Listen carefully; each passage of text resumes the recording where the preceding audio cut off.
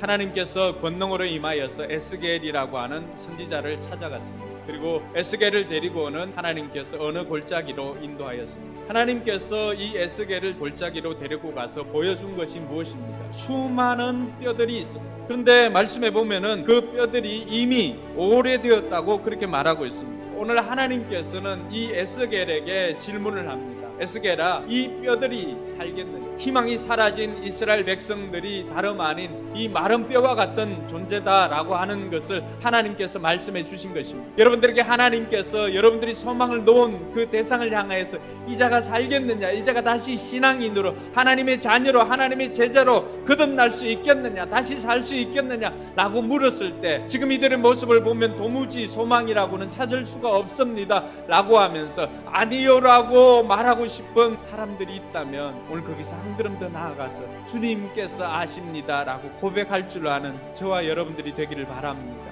이런 에스겔을 향하여서 하나님께서 그 뼈들에게 대언하라고 말씀해 주십니다. 내가 생기를 너희에게 불어넣겠다. 내가 너희 살갗을 입히겠다. 너희 힘줄을 생기게 하겠다. 오늘 이 장면을 통해서 저와 여러분들이 깨달을 수 있는 것이 있습니다.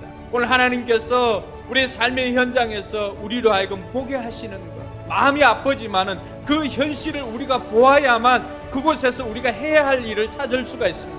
하나님께서 우리 손을 데리고 가서 보게 하신 것이 무엇입니까? 그곳에서 우리는 하나님의 음성을 들어야 됩니다. 그곳에서 우리는 하나님의 마음이 느껴져야 됩니다. 그럴 때 저와 여러분들이 어떻게 해야 할까요? 오늘 에스겔은 그 마른 뼈들을 향하여서 하나님의 말씀을 대언하였습니다. 우리는 다만 대언할 뿐인데 하나님의 말씀의 능력이 있기 때문에 말한 대로 이루어지는 것입니다. 그럼 하나님의 말씀의 능력이 있음을 믿으시기 바랍니다. 오늘 이 뼈들이 살아난 것이 무엇 때문입니까? 먼저는 말씀에 순종했기 때문에 살아났습니다. 하나님의 말씀을 들을 때 우리에게는 외적인 회복이 일어납니다. 그러나 우리 속사람이 강건해지고 내적으로 성숙해지는 것은 거기 안에 생기의 영이신 성령님께서 들어있어야 합니다. 그래서 10절에 생기를 대언하였을 때 비로소 하나님의 일들을 감당할 수 있는 하나님의 큰 군대가 되었다는 사실입니다. 오늘 이 에스겔이 우리에게 보여주었던 것처럼 살아나는 비결은 말씀과 성령이 함께 역사할 때 우리가 균형 있게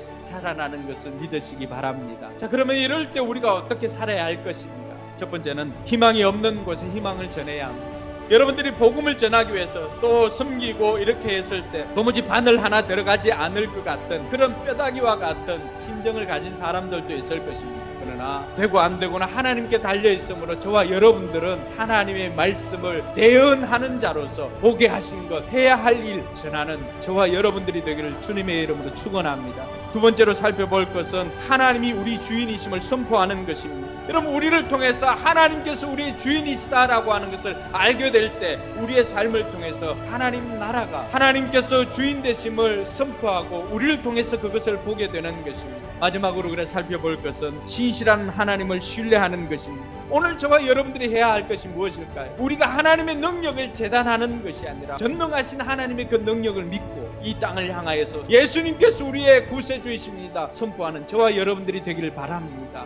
원하기는 우리 포커스교회 모든 성도들이 오늘 이 에스겔처럼 하나님의 말씀에 순종해서 하나님의 복음을, 예수님의 주되심과 하나님의 주되심을 이 땅 가운데 선포하는 저와 여러분들이 되기를 주님의 이름으로 축원합니다.